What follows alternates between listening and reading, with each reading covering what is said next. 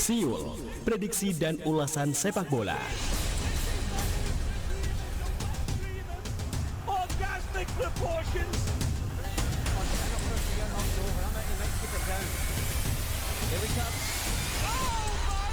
FM 91,2 Radio Kota Batik News Interaktif Solutif. Selamat sore Anda pecinta olahraga sepak bola dimanapun berada. Sore hari ini kembali bertemu dengan saya Ozi di program Siul Prediksi dan Ulasan Sepak Bola. Dan tentu masih bersama dengan Bung Dirham sore hari ini. Selamat sore Bung. Ya, selamat sore Ozi. Kabar sehat Bung ya? Alhamdulillah. Baik, dan kita langsung saja akan mereview ya hasil pertandingan leg pertama Liga Champion perempat final kemarin Bung Dirham. Mungkin ada sedikit dugaan-dugaan yang tidak kita kira sebelumnya. Ada beberapa laga yang ternyata hasilnya tidak sesuai dengan prediksi kita, Bung. Iya. Di yang pertama ada ini, laga Villarreal versus Bayern Munchen. Iya. Nah, ternyata Bayern Munchen juga agak kesusahan nih melawan Villarreal.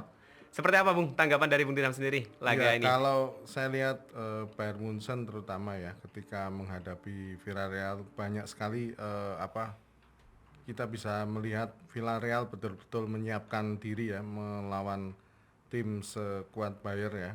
Dan dia strateginya justru terbuka, tapi permainan di lapangan tengah ramai sekali.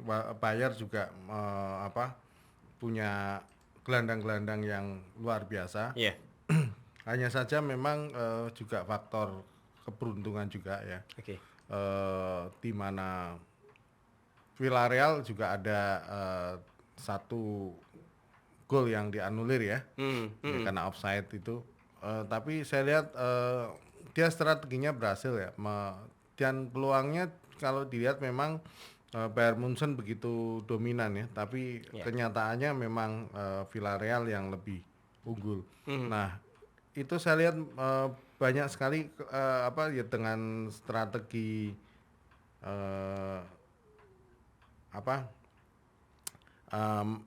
kuncinya di lapangan tengah. Bayangkan pada waktu itu penguasaan bola 62% untuk Bayern Munchen, tapi Villarreal itu lebih efektif. Artinya peluang-peluang Villarreal bisa sukses. Bahkan dua itu harusnya bisa jadi gol, tapi yang satu offside. Dan melihat betul bagaimana ketika counter attack itu posisi pemain Bayern tidak begitu siap ya, tidak begitu siap, sehingga dengan permainan khas Spanyol dari kaki ke kaki dengan setelah masuk ke sayap kemudian umpan menyusur tanah ke orang-orang yang datang dari belakang yang bukan striker, itu justru permainan itu yang membuat Bayern agak kaget dan itu sukses mengalahkan Bayern Munchen.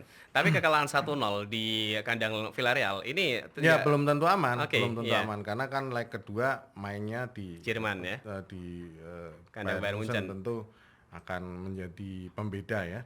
Kalau menangnya di Bayern Munchen mungkin dulu seperti Madrid mengalahkan Bayern Munchen 4-1 gitu kan, itu kan beda gitu. Nah, ini di kandang sendiri masih 1-0 itu belum aman. Seperti Manchester City itu menang 1-0 ya. Iya. Tapi dia belum aman karena dia akan menghadapi walaupun tim tamu lebih parkir bis ya. Tapi saya lihat itulah cara yang paling efektif untuk menaklukkan Manchester City. Kecuali tim yang sama-sama secara lini per lini kuat ya. Seperti nanti kita partai big match Manchester City Liverpool. Itu di Liga Inggris. Baru akan kalau permainan terbuka tinggal bagaimana strategi dan mental pemainnya yang bisa unggul lah. Iya. Tapi City ini masih diunggulkan ya untuk bisa lolos ke semifinal mungkin Bu Dirham ya di Liga Champions. Asal mereka tidak kalah gitu. Iya, dan satu kejutan lagi di leg pertama perempat final Liga Champions kemarin adalah Chelsea melawan Real Madrid, Bung Dirham, di kandang Stamford Bridge. Dan nggak tahu ada apa nih dengan Tuchel setelah kemarin juga di Piala FA dibantai Brentford kalau nggak salah Bung Dirham 4-1 di kandang ada sendiri. kekalahan beruntun dua Iya, kali ya. iya, Berarti kan sebelumnya kalah 4-1, kemudian kalah dengan Real Madrid 1-3. 3-1 itu ya apakah memang kondisi Chelsea memang kalau dilihat dari ini kan terpuruk ya karena sejak perang Rusia Ukraina itu sampai Chelsea harus dijual. Iya. Nah itu sedikit mengganggu, bagaimanapun mengganggu lah. Dan Madrid, Ancelotti itu sudah benar-benar menyiapkan strategi bagaimana cara mengalahkan Chelsea. Ya, jadi dengan satu yang kalau dilihat memang bola lebih ke Chelsea ya, tapi kita bisa melihat bahwa efektivitas Madrid luar biasa. Oke. Iya. Perbandingannya emang ini ya, apa mungkin gara-gara ini Bung Dirham, format yang dipakai Tuchel ini sudah bisa dibaca oleh tim lawan begitu ya. Tapi tidak terlalu dominan ya, 58-42 itu kan berbeda antara ya? Bayern Munchen dengan Villarreal ya. Iya. Walaupun itu di kandang sendiri, Bayern Munchen lebih mendominasi dan kenyataannya memang banyak peluang yang tidak bisa menjadikan gol. Nah, kalau saya lihat saya kaget juga ketika Asensio justru tidak dipasang, dia diparkir, bahkan di gelandang pun nggak ada, tapi justru menempatkan Valverde. Tapi justru Valverde inilah yang bisa beberapa kali memblok serangan-serangan, terutama umpan-umpan dari Ziyech ataupun Bernardo Silva ke striker Chelsea, baik Lukaku maupun Havertz itu kuncinya. Saya melihat itu. Jadi Ancelotti berani memainkan itu karena tipikal Valverde lebih kuat dalam pertahanan. Sementara kalau dalam penyerangan ya kita bisa melihat Marco Asensio yang lebih unggul. Tapi kan di sini dia posisinya sebagai tim tamu, dia harus mengamankan lah. Dan kita bisa melihat efektivitas bahkan operan itu Madrid mungkin hanya 400 sekian operan yang sukses ya. Sementara Chelsea sampai 600-an. Artinya di dalam posisi lapangan tengah itu Chelsea sebenarnya jauh lebih unggul, tapi dalam efektivitas kita bisa melihat serangan yang begitu cepat dari Madrid, seperti counter attack semua kan, 2 gol itu. Gol pertama dan gol ketiga. Kita bisa lihat gol pertama itu sentuhan 1-2 antara Benzema dengan Vinicius Junior yang kemudian diteruskan dengan satu sundulan yang sampai kadang kita kemarin bisa fans Chelsea itu membuli Lukaku, belajarlah cara menyundul bola seperti dari Benzema. Iya. Dan itu menjadi satu dan saya lihat sendiri bagaimana Benzema bermain begitu semangat. Bahkan ketika dia itu kan berpuasa. Jadi 15 menit sebelum pertandingan dia baru berbuka puasa. Justru dengan keadaan itu dia bermain sangat luar biasa dan bisa mengalahkan, bisa mencetak hat-trick ya, bisa mencetak. Yang luar biasa itu kan mencetak hat-tricknya itu tadi. Yang saya lihat dalam kondisi puasa dia menjadikan artinya bukan satu halangan bermain sepak bola, tapi dia menjadikan puasa itu menjadi spirit semangat yang berbeda. Dan itu Benzema nyaman sekali ketika dia main di bulan puasa mungkin dibanding sebelumnya. Tapi kalau kita bandingkan dengan permainan Real Madrid sebelumnya ketika melawan Barcelona kemarin dan kalah, dan memang kalau kita lihat di saat ini ya Real Madrid lebih mementingkan menggantungkan antara Benzema kemudian Toni Kroos sama Luka Modric. Iya, kalau kemarin kan begini, kalau melawan kita kaget juga. Kalahnya sampai 4-1. Kalau mungkin kalah 1-0, 2-1 masih wajar lah ya.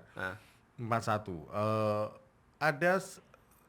Ada kemungkinan Ancelotti meloskan satu pertandingan itu El Clasico karena dia berpikiran bahwa kalaupun Barca menang itu justru posisinya tetap tidak tergoyahkan. Satu, kedua dia berpikir dia ke depan dia akan menghadapi Chelsea. Dia harus punya ini kan harus ada satu bahkan strategi yang pemain yang mana yang harus diturunkan gitu kan. Dan Benzema bisa main 70 menit itu luar biasa, kemudian ditarik digantikan oleh Gareth Bale. Dan itu dia melihat bahwa spirit Benzema itu betul-betul membuat pembeda antara mungkin Ancelotti waktu menangani zamannya Ronaldo dengan yang sekondisi sekarang ya. Oke. Dan sementara di laga lain untuk Liga Champions, Man City sudah unggul 1-0 melawan Atletico Madrid. Liverpool tidak ada kesulitan Bung Tiram nanti di kandang sendiri? Kalau Liverpool, wah sudah ya bisa saja dia main santai ya. Dia main santai tetap mengatur satu ritme supaya rotasi permainan pemain ya, supaya tidak ada yang capek. Kemarin man of the match adalah Luis. Pemain Liverpool apa namanya, Luis yang dari Kolombia sebenarnya, Luis Diaz itu menjadi man of the match kemarin partai melawan Chelsea, dan itu luar biasa sekali. Dan rekornya selalu Liverpool ini bisa menang di kandang. Nah itu kelebihan. Nah bahkan kadang di kandang sendiri bisa saja kalah, misalnya kalah 1-0 atau bermain seri karena dia pada posisi save ya, karena dia sudah unggul 2 gol, bisa seperti itu. Tapi kita lihat nanti pertandingan. Tapi justru Klopp ini konsentrasi partai menghadapi City. Karena apa? Dia harus bagaimanapun ini dia kakinya sudah langkah di semifinal nih di Liga Champions. Nah ini partai lawan City dia pasti akan habis-habisan. Saya tidak tahu apakah karena saya lihat Salah itu agak drop setelah Mesir gagal lolos ke final putaran final Piala Dunia. Itu ada performa yang drop dari Salah. Sehingga ini harus bangkitkan kembali atau diganti pemain-pemain yang bisa nyetel ya, menyatu antara Luis Diaz, Sadio Mane atau Diogo Jota. Banyak pilihan sebenarnya, ada Minamino yang kemarin bisa membawa Jepang ke perempat final Piala Dunia. Ini Liverpool dengan Salah misalnya nanti belum bisa dimainkan atau dicadangkan, si Klopp ini masih punya cadangan lain ya. Nah ini nanti kita kupas lagi di partai selanjutnya. Baik, nanti kita akan bahas untuk Liga Inggris di Big Match minggu ini. Kita rehat dulu sejenak dan pastikan Anda masih bersama kami di program Siul Prediksi dan Ulasan Sepak.